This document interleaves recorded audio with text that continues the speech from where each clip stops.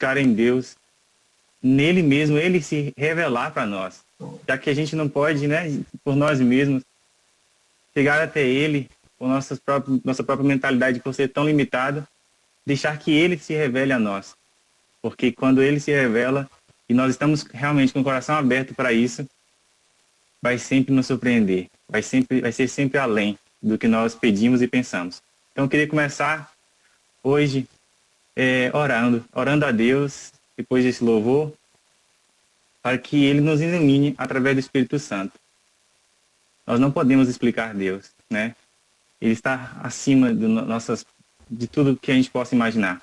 Então deixar que ele se revele é a nossa melhor atitude. Então vamos orar, né? Pedir que ele esteja fazendo isso com a gente aqui hoje e que Deus ministre ao seu coração. Pai, eu quero te agradecer por esse momento tão especial. Quero que o Senhor, meu Deus, possa nos iluminar, Pai, pelo teu Espírito. Porque foi o Senhor mesmo, foi uma promessa tua. Quando o Senhor voltou para o céu, o Senhor falou que ele nos enviaria o Espírito Santo e ele nos ensinaria tudo. Deus, em nome de Jesus, tu sabes, Pai, que nada sou, Pai, diante de ti. Nada somos, Pai.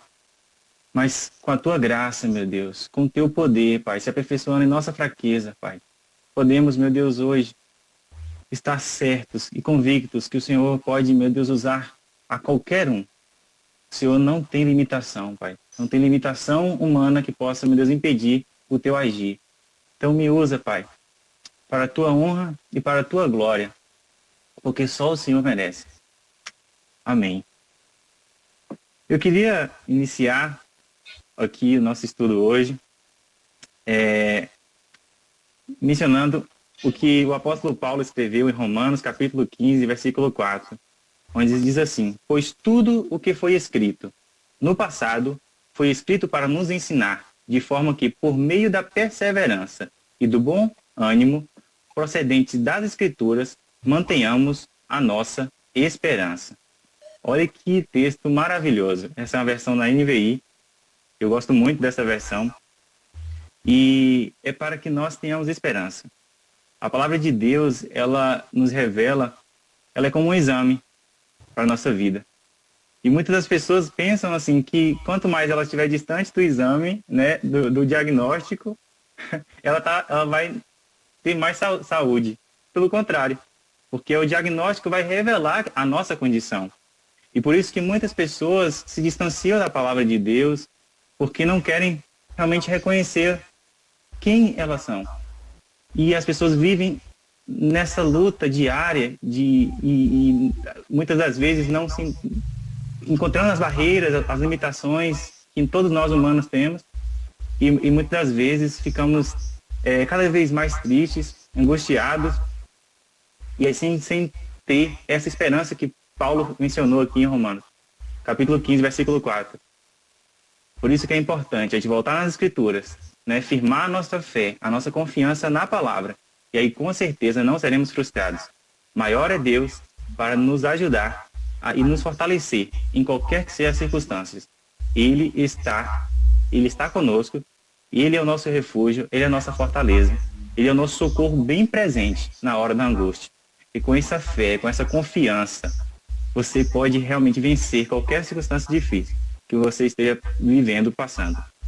E hoje daremos continuidade, na verdade hoje já é o encerramento da nossa série de estudos, né, entre a fé e a coragem. Sem direção só haverá degradação.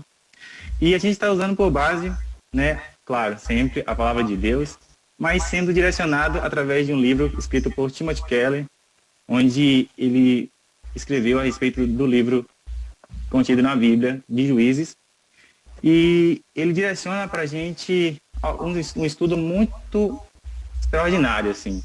E eu confesso que durante essas 4 lives eu não expus nem 1% do quanto que de reflexões que ele nos coloca, ele nos direciona aqui, mas se você realmente tiver possibilidade de adquirir esse livro, eu encorajo muito você, porque realmente é algo muito profundo e ele não tem a pretensão de fechar a questão. Eu acho que o interessante é isso. Ele coloca alguns posicionamentos e a partir disso ele coloca a sua posição, mas sem dizer que a dele é a melhor e é a única. Então achei muito interessante a forma como ele aborda os temas, e é interessante que a palavra de Deus ela é isso. Ela revela quem nós somos.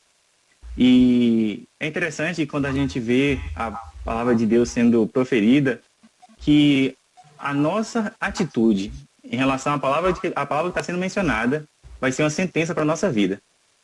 E aí que vem a grande necessidade de a gente atentar muito bem para o que Deus está falando, né? Não ser um ouvinte realmente esquecido, como diz Tiago, mas ser uma pessoa que coloca mesmo em prática aquilo que o Deus está falando.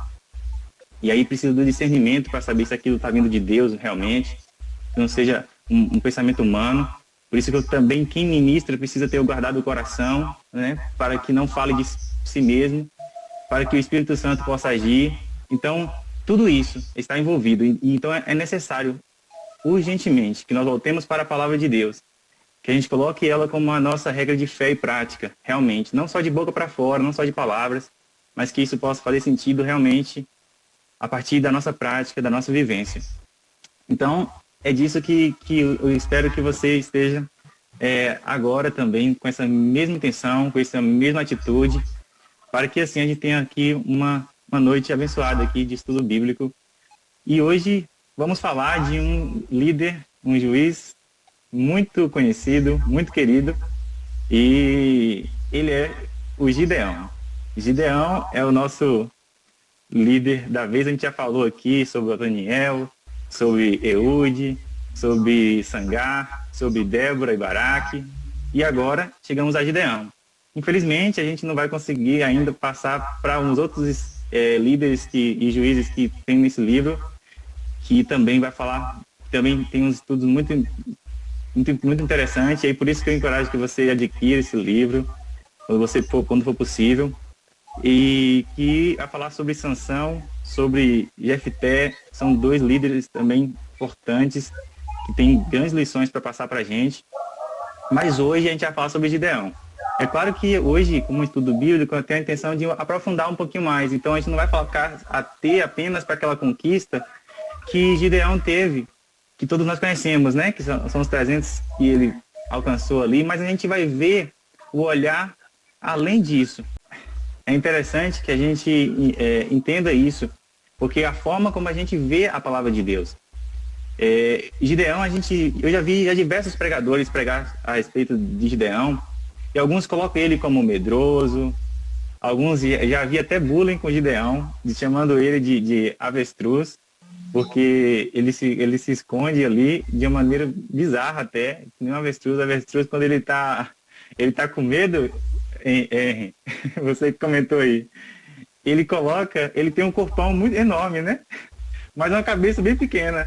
E aí ele coloca a cabeça dele dentro do buraco e acha que ninguém tá vendo ele, só porque ele perdeu a visão ali quando ele botou a cabeça e acha que ninguém tá vendo.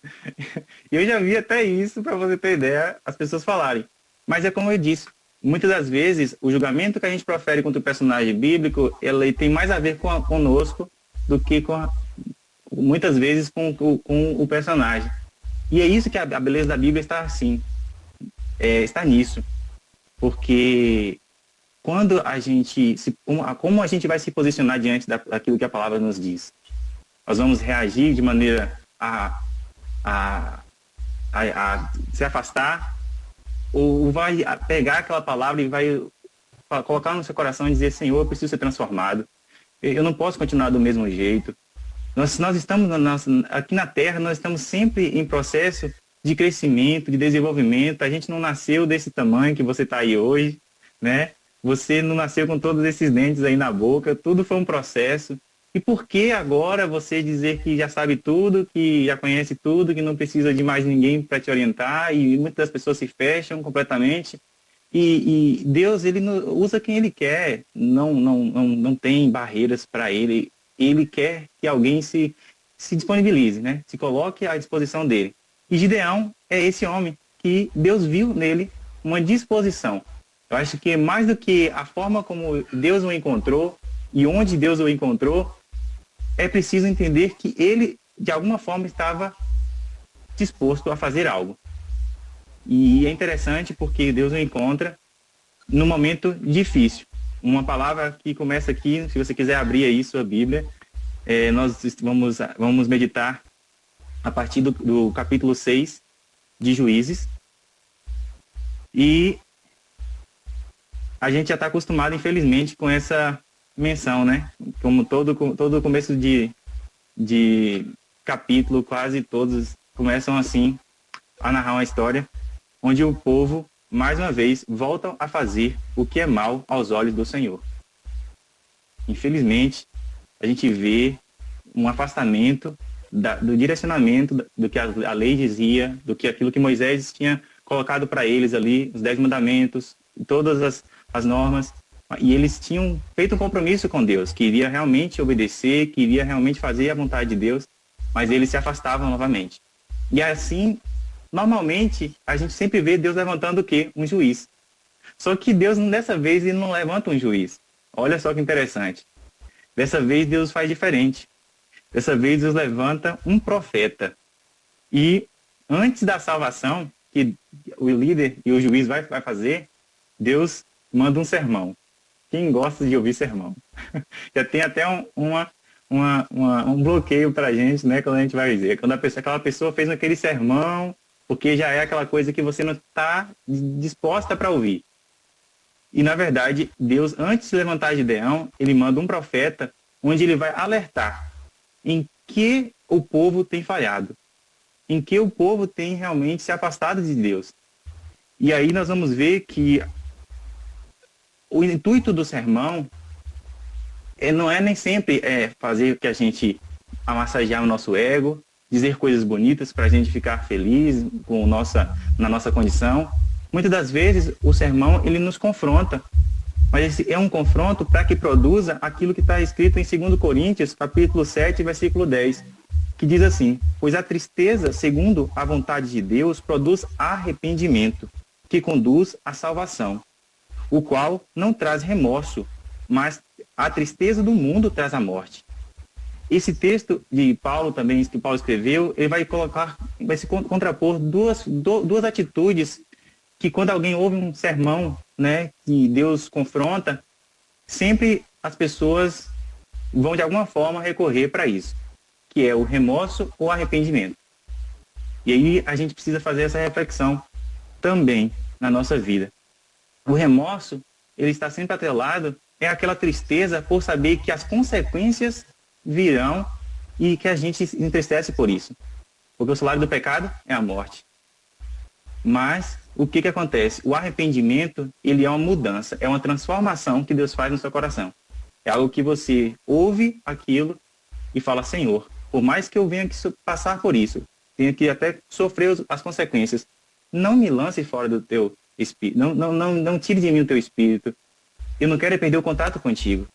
Ainda que eu passe pelas consequências desse meu erro, que eu não perca a conexão contigo, que eu não perca a intimidade que eu tenho com o Senhor, que o teu Espírito Santo esteja comigo. E é isso que a gente vê no arrependimento de Davi, né? Quando ele comete um grave erro, mas ele se volta para Deus, e quando tudo que ele pede, ele não pede ele não pede que a índole dele não fosse riscada, que ninguém soubesse daquele erro, que não, ele só pede que Deus realmente não lançasse fora ele da presença de Deus. Olha a diferença de arrependimento para remorso. Então tem uma grande diferença. O povo aqui, ele tem remorso. O povo clama a Deus aqui quando eles percebem que o sermão é realmente para mostrar a situação que eles estão. Eles têm remorso porque eles sabem que agora estão sofrendo um duro jugo pelos midianitas. Os midianitas, eles não tiveram um longo período de domínio sobre o povo de Israel. Foram apenas 7 anos.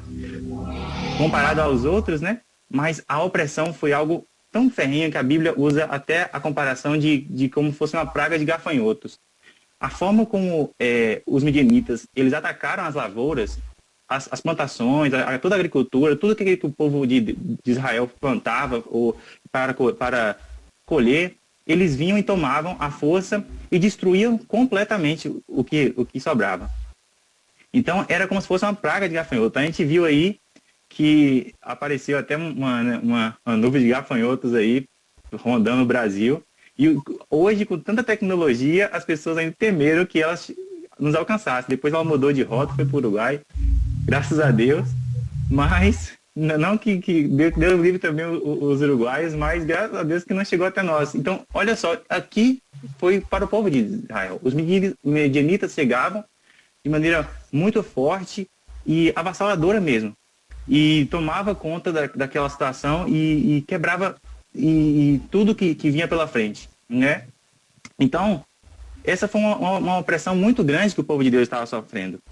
E aí agora, a postura do povo foi o quê? Recorrer a um remorso.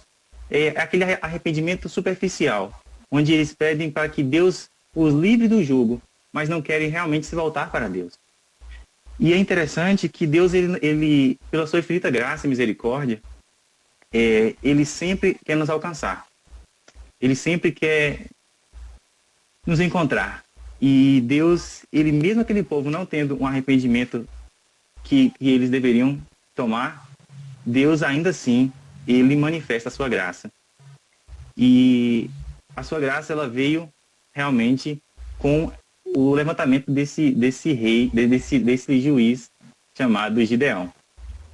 E Deus manda um anjo, e esse anjo encontra com Gideão, ele está malhando trigo no lagar, e lagar não é lugar de malhar trigo, mas espremer uvas, e aí ele está ali, naquele momento, fazendo aquilo, com certeza, com muito medo de que os midianitas o encontrassem ali, porque ele tinha conseguido recolher aquela colheita que ele fez, que ele teve ali naquele momento, antes que os midianitas viessem para roubar tudo que ele tinha feito, que ele tinha plantado. E aí, quando ele está ali, o anjo aparece para ele, e naquele momento, Gideão realmente ele se assusta, primeiramente com a forma como Deus o encontra, porque Deus o saúda através daquele anjo de um poderoso guerreiro, chamando de valente, e ele fala que Deus está com ele. E aí quando Deus fala que ele está com ele, ele questiona. Ele fala, se o Senhor está conosco, se o Senhor realmente é aquele mesmo Deus que nos libertou do Egito, daquelas pragas, por que o Senhor tem deixado a gente nessa condição agora, passando por isso? Os midianitas estão realmente arrasando a nossa terra, assolando a tudo que a gente planta, e o Senhor eu não tenho visto o teu agir. Muitas das vezes, Deus ele está realmente, Deus não muda as circunstâncias, porque Ele quer mudar nós. Deus quer nos transformar de dentro para fora. Uma atitude realmente que vem de dentro. E aí, naquele momento, Deus ali estava olhando para Gideão e dizendo que ele seria realmente o libertador daquele tempo.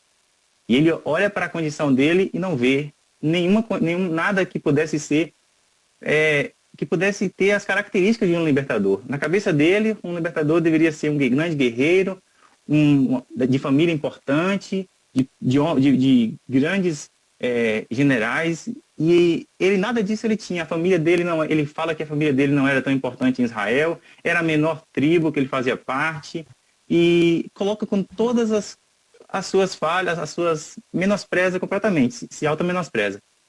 E aí havia o nosso questionamento, porque o poder de Deus se aperfeiçoa justamente na fraqueza. Quando você diz que não pode, quando você diz que não aguenta, é aí que Deus agora vem com o seu poder e aí te alcança. E Deus viu isso em Gideão nesse momento. Viu esse homem que estava ali entregue à disposição, e aí naquele momento ele tenta fazer algo para aquele mensageiro que trouxe aquela palavra tão boa para ele. Então, assim, que foi além de tudo que ele pudesse imaginar, e ele prepara ali um cabrito, uma refeição para aquele anjo. Ele ainda não sabia que era um anjo, porque aquele anjo veio com todas as fisionomias de ser humano.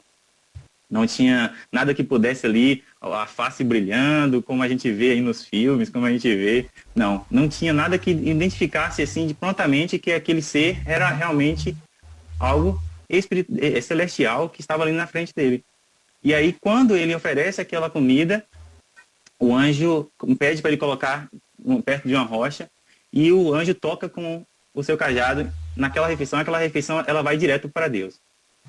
Deus recebe aquela refeição como se fosse ali um sacrifício realmente que Gideão fez para ele. E aí, quando ele percebe isso, que era um anjo que estava à sua frente, ele cai de joelhos e com muito temor, porque começa a perceber que ali estava algo extraordinário acontecendo. Algo que não era normal.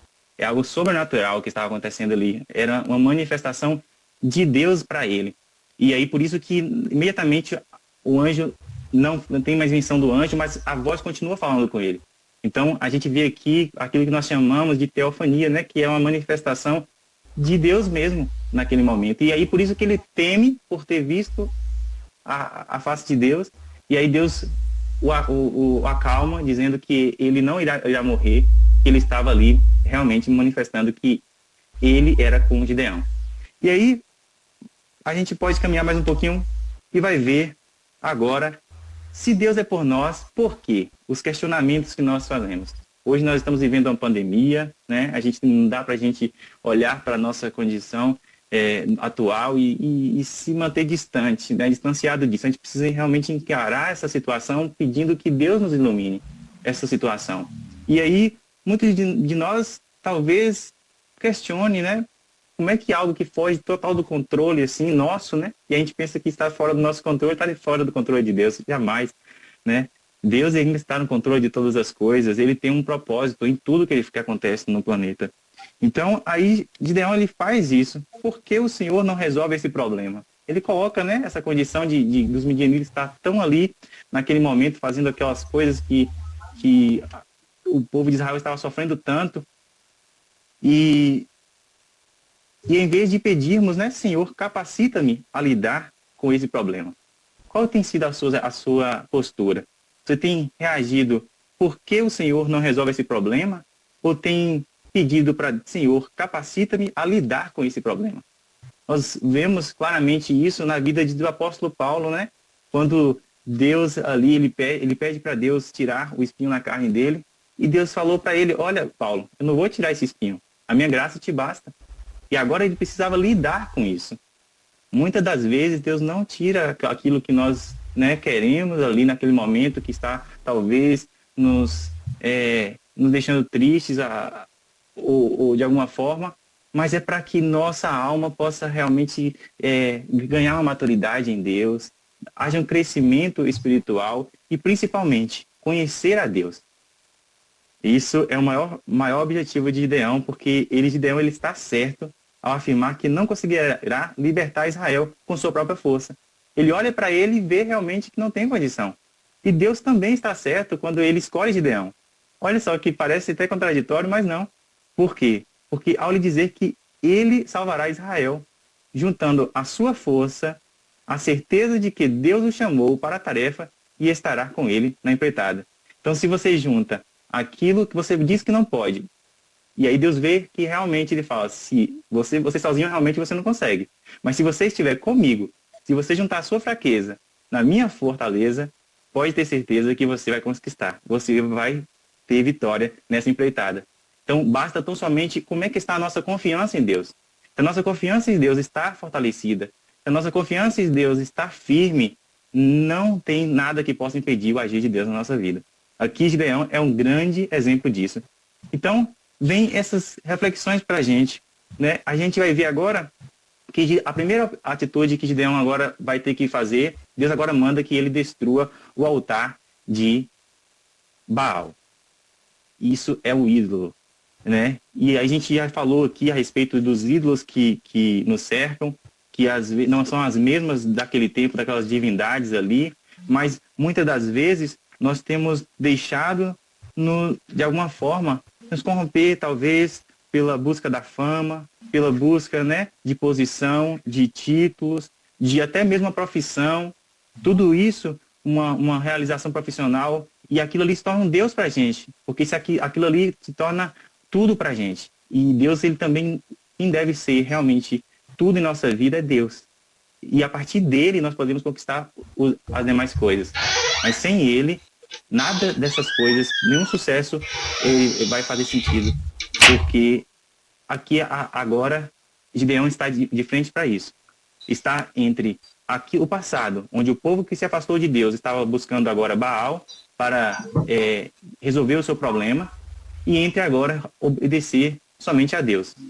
E agora Gideão, ele tem atitude, mesmo que ainda com aquele receio. Gideão, ele faz, mas ele faz à noite, com receio de que o povo, quando o povo, se fizesse de dia, ele pudesse sofrer alguma retaliação daquele povo tão rebelde. A gente viu que não houve um arrependimento sincero, mas houve um remorso do povo. Então, mesmo assim, Deus ainda manifesta e levanta ele. Então, ele sabia que ia enfrentar grande oposição. Gideão, ele tinha total consciência disso. E aí, ele destrói o altar de Baal e faz um altar para o Senhor, o Deus Todo-Poderoso, o único Deus verdadeiro. E com essa atitude, nós vamos ver que ele já começa a sofrer as consequências de alguma forma, uma resistência que o povo idólatra, afastado de Deus, começou a fazer em direção a ele. E aí esse povo se reúne quando vê que o altar de Baal tinha sido destruído, e ele chega para o pai de Gideão, chamado Joás, pergunta para ele: cadê Gideão? Porque eles querem matar Gideão, porque ele destruiu o altar de Baal. E naquele momento, Gideão não é entregue pelo seu pai, porque ele fala assim: se Baal não é Deus, deixa que Baal resolva a situação. Você não precisa comprar a briga de Baal. Já que Baal, você não acredita em Baal, então deixa que Baal resolva a situação com Gideão. E aí, Gideão até colocado um nome para ele, Jerubaal, que significa que Baal contenda com ele. E aí, naquele momento, Gideão avança mais uma etapa de crescimento, né? De posicionamento diante de Deus. Ele estava agora realmente obedecendo a Deus, colocando ali em prática aquilo que Deus estava pedindo. Então, ele cumpriu realmente aquilo que Deus o pediu. E ele agora faz um teste, né? E aí ele vem a famosa porção de lã que ele coloca ali, que eu acho que quase todos já conhecem, né? Ele coloca ali aquele punhado de lã e mostra ali naquele punhado que se Deus realmente continua com ele, se ele realmente tinha ali Deus com ele naquele momento. E aquele punhado de lã, ele pede para que se chovesse, o orvalho da terra molhasse todo em volta, mas a lã ficasse seca. E depois ele inverte, dizendo que só a lã ficasse úmida e todo ao redor ficasse seco. E com isso a gente pergunta por quê? Porque Baal era considerado o Deus que poderia mandar chuva, que tinha o poder sobre sobre a natureza. E aí, com isso, Gideão estava tendo a convicção que, na verdade, era Deus que regia todo o universo, todas as coisas. E aí, mais uma vez, ele coloca seu coração em Deus naquele momento, e aí coloca também, às vezes, lendo isso, aí a gente começa a fazer também os nossos testes, né? E aí, se esse emprego for para mim, vai me ligar certa hora, tal hora, porque é de Deus. Será que a gente deve fazer isso? E a gente vai perceber que a gente precisa entender que ali, Gideão, ele não estava provando quem era o poder de Deus, né? Ele estava ali mostrando quem era Deus. Então, tem muita diferença disso. Às vezes a gente estava buscando as coisas para nós, queremos a bênção de Deus e não o abençoador. E aqui é uma grande diferença. Gideão, ele estava querendo saber quem Deus era e não realmente o que Deus poderia fazer por ele. Você vê que aquela lã ali não resolveu o problema de ninguém, né? Muito pelo contrário, mas era algo que era a confiança que a Gideão queria que a sua fé fosse alimentada. Então a gente precisa saber que muitas pessoas estão usando Deus para os seus próprios propósitos, sendo que é Deus que deve nos usar os propósitos que ele tem. E aí, por inverter essas coisas, a gente tem colhido grandes consequências e distanciamento de Deus, onde as pessoas desistem realmente de buscar a Deus por ver que esse não é o Deus da Bíblia, esse não é o Deus verdadeiro. Esse é um Deus que é manipulável. E Deus, ele não pode ser manipulável. Ele é o Todo-Poderoso. Nós somos apenas servos dele. Então, aquele punhado de lã ali mostra que temos que pedir a Deus que nos dê um amplo entendimento de quem ele é. É isso que aquele sinal foi para Gideão. Então, Gideão agora vai ter um triunfo grandioso. Agora, quando ele percebe que realmente Deus está com ele ali, sabe quem Deus é, que Deus é todo-poderoso, ele tem todo o poder no céu e na terra, ele agora avança e vai agora ter um triunfo na fraqueza. Olha só que interessante. Gideão ali, ele manda, né, um aviso um comunicado para o povo de Israel, para algumas tribos, e ele consegue ajuntar ali 32 mil homens. Olha só, um exército considerável, né? 32 mil homens. Mas a gente precisa entender que eles estavam enfrentando um exército que era inumerável, a ponto de dizer que era como se fosse uma praga de gafanhotos. Um exército grande que a Bíblia nem revela a quantidade de tamanho exército que os midianitas eram. Mas ele conseguiu reunir 32 mil homens. E Gideão ali, estava sabendo que Deus estava com ele, ele tinha certeza que Deus daria vitória. Só que Deus pede para que ele pudesse diminuir a quantidade de soldados. E aí você começa a refletir, e se você pegar esse texto isolado da Bíblia, talvez você fale, será que Deus tem problema com o número, né? Que não quer usar muita gente? Não é isso. A gente viu aqui com Débora e Baraque que Deus usou um grande exército para derrotar o exército de Cícero. Mas também Deus também usou um homem como Sansão, né, para derrotar os filisteus. Então não é a quantidade, mas a lição que Deus quer nos dar a partir desse teste que Deus faz com Gideão. Aqui, mais uma vez, Gideão, Deus quer que ele tire completamente a confiança de que ele vai dar a vencer essa batalha pela sua própria força e que ele dependa unicamente de Deus. Essa é a grande lição. E aí, quando aquele Gideão, Deus pede para que todos os covardes, todos os medrosos, todas aquelas pessoas que não tiverem realmente confiança que Deus daria vitória, que voltassem. E aí voltam-se nada mais, nada menos que 22 mil. E aí você percebe, 32 mil menos 22, 10 mil. Já foi um baque para Gideão.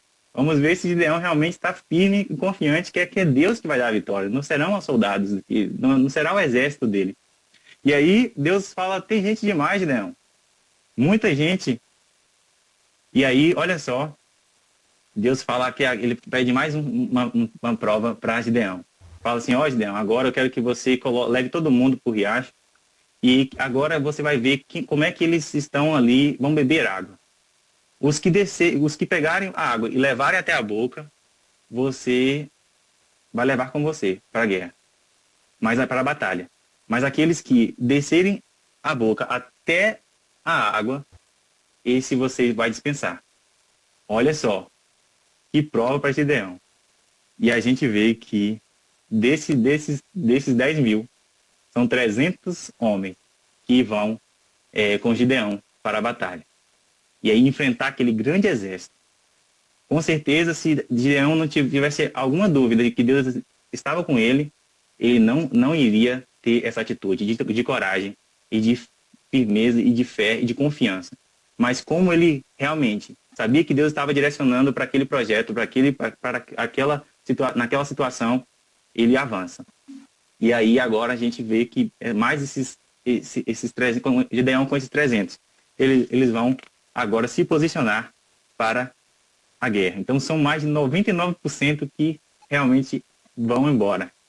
E Gideão agora precisava agora pensar unicamente que a vitória foi de Deus, que a parte dele era só confiar e obedecer.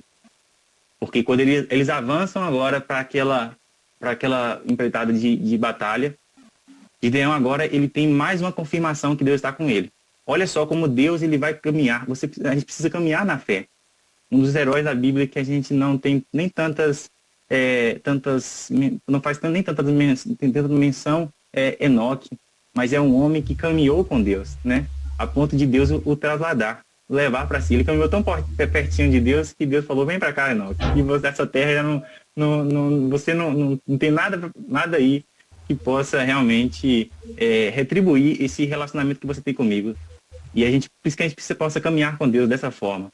Agora, Gideão também, com 300 homens, ele olha para o exército de Midian, olha para o exército dele, e aí ele precisa agora de abastecer a sua fé.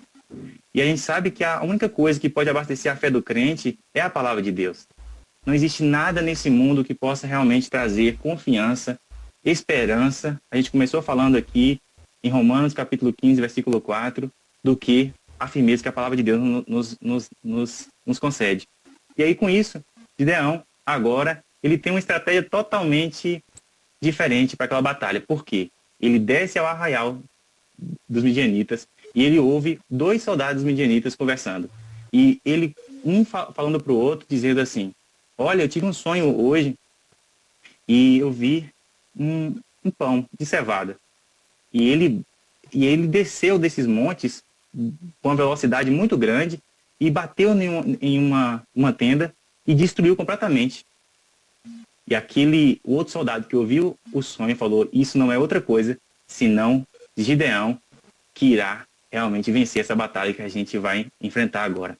Olha só, os próprios midianitas decretaram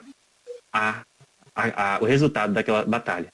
Porque a mão de Deus estava sobre Gideão. Deus o havia escolhido para aquela missão. E aí, naquele momento, quando Gideão ouve isso, ele cai de joelhos ali, adorando a Deus, antes da vitória, porque ele tinha confiança que era Deus que estava entregando os midianitas ali e o concedendo a vitória. Não era a força dele, não eram os méritos dele, não era a capacidade própria, mas era unicamente a ação de Deus ali, atuando na vida de Gideão, que iria conceder aquela vitória.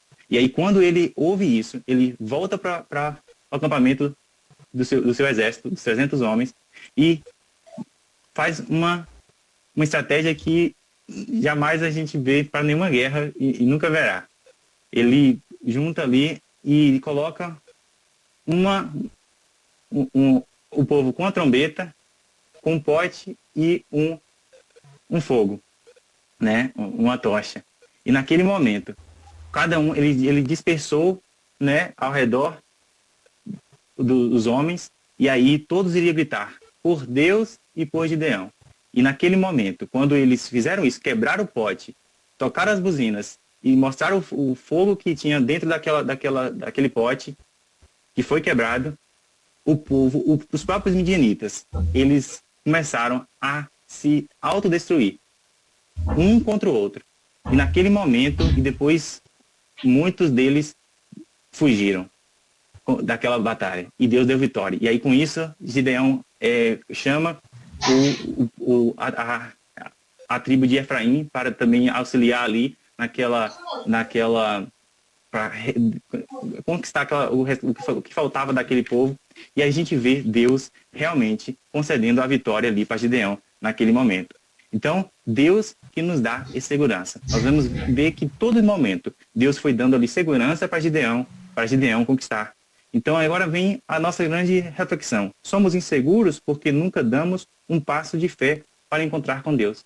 Muitas das vezes, a gente não vê a manifestação de Deus, muito mais porque nós, muitas vezes, está faltando dar passos de fé como Gideão deu. Gideão, ele foi conquistando a fé dele gradativamente. Aos poucos, ele foi realmente desenvolvendo a sua fé e a sua confiança em Deus, e aí, com isso, ele teve aquele grande resultado. Então, ele se tornou de um fraco guerreiro, de um homem muito fraco, né? Como muitos poderiam dizer, como ele mesmo diz, ele se tornou um poderoso guerreiro, um valente nas mãos do Senhor. Então, que esse encorajamento possa estar na sua vida, porque quando a gente vai ver, a Bíblia não é um livro de heróis, né? De super-heróis. Pelo contrário, a Bíblia é um livro de gente como a gente, né? Pessoas reais. A gente vai ver também um vacilo mais para frente de Gideão, porque depois daquele sucesso a gente vai ver que muitas das vezes as pessoas se perdem. É no momento do auge, no momento que as pessoas conquistam aquela grande vitória, nós vamos ver que Gideão, ele tem um passo em falso. E a Bíblia, ela não omite isso. Por isso que, dentre todas as biografias que eu já li, as que eu mais gosto é as que está na Bíblia, porque eu sei que ela não omite.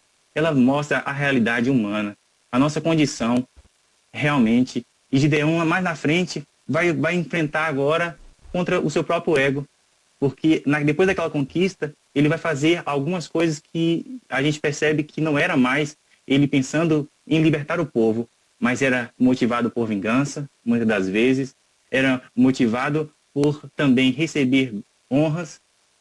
E aí, quando ele acontece, ele tem esse tipo de atitude, nós vemos que Gideão, ele, no período dele de conquista, diferentemente de todos os juízes anteriores, onde você vê que após a conquista, o povo tem um período de paz. No tempo de Gideão, o povo começou a se prostituir, e isso dizia a respeito de ter um culto para Deus parcial. Eles adoravam, queriam a presença de Deus, mas também não deixava de se comunicar com outras divindades, de trazer também alguns ídolos para a vida deles. E aí você percebe que isso aconteceu no período de Gideão ainda em vida. E isso está muito claro quando ele tem um filho e coloca o nome de Abimeleque. E aqui nós vamos ver que os juízes, eles não eram para ser reis. Gideão era para ser um juiz. Era aquele homem levantado por Deus por um certo período para que, a partir de quando ele morresse, Deus o levantaria qualquer outro. E isso não estava atrelado à sua linhagem. Mas ele pega um filho dele e coloca o nome de Abimeleque. E o significado de Abimeleque significa meu pai é rei. Olha só, entrou ali um orgulho no coração de Gideão. E esse filho, ele nem era do povo. Ele tinha tido esse filho não com uma das esposas dele, mas com uma concubina. Ele teve mais de 70 filhos ele teve. Então você percebe que ele teve várias mulheres, ele começou a perder, foram várias atitudes que ele comete, tudo a partir de uma honra que ele quer ter para ele que ele não deveria. Então, olha só, o domínio aqui, ele coloca esse tipo de condição para ele. Ele quer ali, mas você percebe que ele ainda, pela palavra que ele dá ao povo, você tem confiança que ele ainda acredita em Deus, que na verdade ele não quer ser rei, porque quando o povo quer aclamar ele rei, ele fala assim, não, Deus é que vai reinar sobre vocês. Mas depois ele coloca o nome do filho de Abimeleque. Então, aqui há um distanciamento daquilo que Gideão falava do que realmente era a prática. E essa é uma grande lição para a gente hoje, que Deus quer nos dar. Será que a nossa fé está apenas baseada em meras palavras? Será que realmente as nossas atitudes, elas realmente ratificam aquilo que a gente diz? Ou ela vai de encontro? Gideão falou que não era ele que deveria ser o rei, mas que era Deus. Mas ele vai lá e coloca o nome do filho dele, Abimeleque. Então, o que Gideão rejeitou com palavras, ele passou a viver na prática.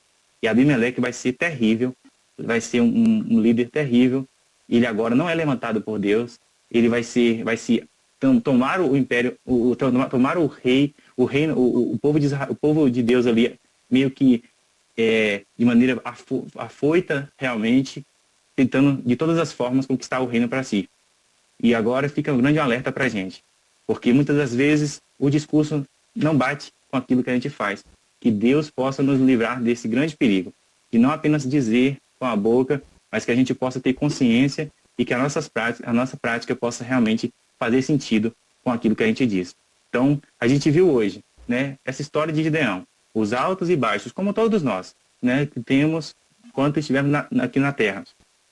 Mas que a gente possa aprender essas lições. Tudo isso, como está escrito em Romanos capítulo 15, como a gente começou aqui, foi escrito para nos ensinar. Enquanto Deus está nos ensinando, é porque ainda há uma oportunidade de a gente se voltar para Ele, de a gente reconhecer o nosso erro, reconhecer a nossa condição e voltar para Ele, clamando a Deus e com sincero arrependimento, não por remorso, né? Não com remorso, por medo das consequências do nosso erro, mas porque nós não queremos perder a presença de Deus na nossa vida. que a gente, terminando esse estudo hoje, a gente possa ser motivado com essa coragem, que a fé, né, que vem da fé, e que a gente possa, direcionado pela palavra de Deus, realmente, buscar resolver os nossos conflitos, os nossos dilemas, os nossos problemas. Em Deus, temos certeza que teremos a vitória garantida.